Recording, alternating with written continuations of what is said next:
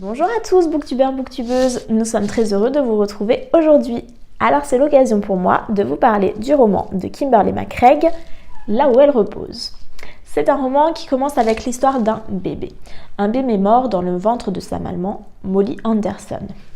On retrouve cette héroïne quelques temps après cette perte et on voit qu'elle a réussi à reconstruire sa vie et elle a commencé un nouveau métier, celui de journaliste. Donc son patron, puisque personne d'autre n'est disponible, va lui demander d'aller enquêter sur un corps qui a été retrouvé. Pour l'instant, on n'en sait pas plus. On ne sait pas s'il s'agit d'un homme, d'une femme, jeune, âgée, qui a été assassiné ou pas. On ne sait rien. Molly part donc sur les lieux où a été retrouvé le corps et elle découvre qu'il s'agit d'un bébé. Son entourage s'inquiète pour elle, puisque le souvenir de son propre bébé est encore vif chez elle, mais Molly a besoin de cette enquête, entre guillemets, pour justement continuer à aller de l'avant. Donc, ce que l'auteur va faire, en fait, c'est qu'elle va mélanger l'histoire de Molly avec la perte de son bébé, ses rendez-vous chez le psy, mais aussi des morceaux de journal d'un autre personnage, des moments du présent, des moments du journal, etc.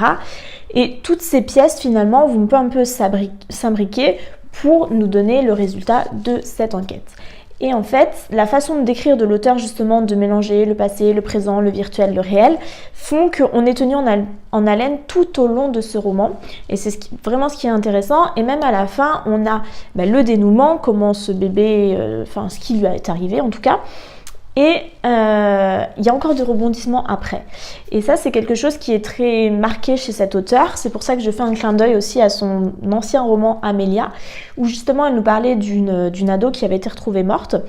Et elle avait de la même façon imbriqué des morceaux du passé de la mère de cet ado, des morceaux du passé de l'ado, du présent avec l'enquête, de morceaux de Facebook puisque les réseaux sociaux étaient très présents dans cette histoire.